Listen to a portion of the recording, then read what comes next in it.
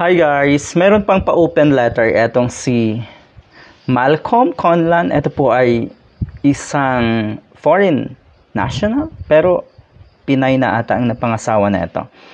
So kuno ay Filipino na siya. At idolo niya rin yung nakaupo ngayon. May open letter siya kay Juan Carlos Labajo dahil nga sumagot si JK na no nung sinagot or nung tinanong siya kung gusto niyang makatrabaho si o yung direktor ng mga Pulangaw. At meron pang pa-open letter, talaga lang, tignan mo nga naman, napakasimpleng sagot na no. Okay, karapatan yon ni JK, ayaw niyang makatrabaho yung direktor ng mga Pulangaw. Hindi lang kasi naman si JK marami pa, si Cherry Pie at marami pa pong iba. At lahat po yan ay no ang sagot. Yung mga tinanong na yan, lahat po yan ay maganda pa ang karera. Namamayagpag pa sa showbiz industry. Lalo na si JK, lalo na si Cherry Pie.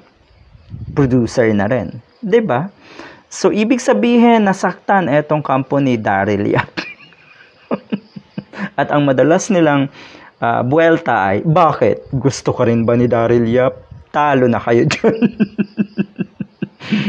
Ang saklap ng buwelta nila, hindi ko rin kayo gusto. Talaga lang.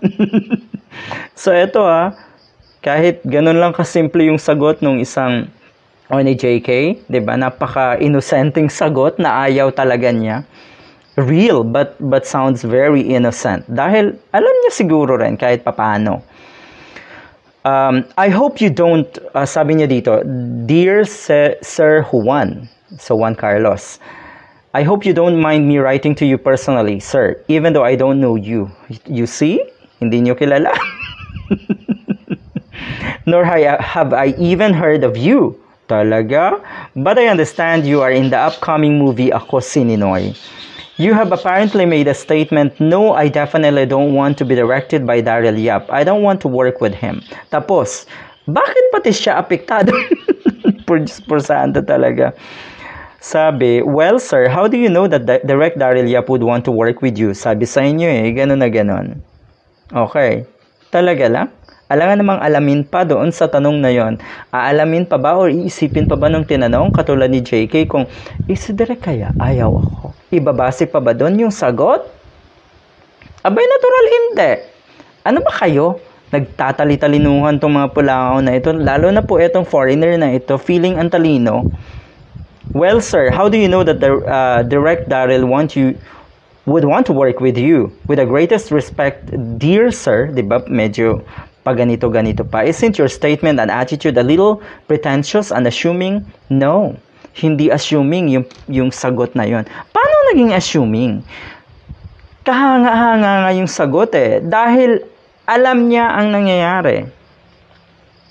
Ayaw niya ng mga pelikula na ginawa na itong direktor nyo. Maliwanag naman yun Anong gusto nyo? Gustuhin ng karamihan ng lahat? Pati yung mga ayaw talagang pipilitin nyo? At pati dito talagang may letter pa itong si Malcolm. Pretentious? Tinawag mo pang pretentious? And assuming si JK? Hindi ba po kayo ang pretentious? Feeling napakagalang nyo sa letter na ito? At assuming kayo na na kayo ay mapapansin? Mapapansin kayo nung mga idolo ng mga Pulangaw, ang weird. Kayo po ata ang pretentious at assuming dito sa sulat nyo na ito. I am sure there are many actors in the Philippines right now. Tama. Marami po talagang actors. Marami na ring tinanong kung gustong maka-work si Mr. Daryl Yap. Karamihan dyan, no. Imagine ibalik natin. Bakit hindi si Direk Vince at si Joel Lamangan halimbawa, ang tanungin mo yung mga artista na itong si Daryl Yap, tanungin mo kung gusto nilang makatrabaho si Direk Vince at si Joel Lamangan. Tanungin niyo po kaya, tignan natin ang maging reaction ng dalawang direktor na matino. Tignan natin. Okay, pero kahit siguro ngayon pa lang makikita natin, wa-epek yan. Okay, kina Direk Joel at Direk Vince. Totoo yan. Hindi talaga maapektuhan. Pero bakit kayo sobrang apektado sa simpleng sagot na no? Alright. Sabi, I'm sure there are many actors in the Philippines right now who would relish the chance to be directed by such an influential and relevant director. Hanggang doon na lang, medyo nakakatawa na yung letter eh. Medyo lalong nagiging papunta tayo sa totoong pagiging pretentious netong letter sender, nagsulat ng letter, at syempre super assuming na siya. Kaya hanggang doon na lang. Ulitin ko next time, sana naman tanungin si Rufa Gutierrez, sino pa ba yung nandun na mga artista, sina Cesar Montano. Sana tanungin nila, gusto ba nilang makatrabaho si Direk Joey Lamangan? Ulitin ko, nasabi ko na to.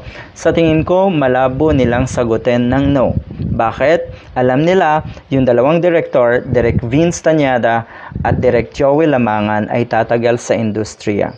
At yung kanila ay pansamantala lang.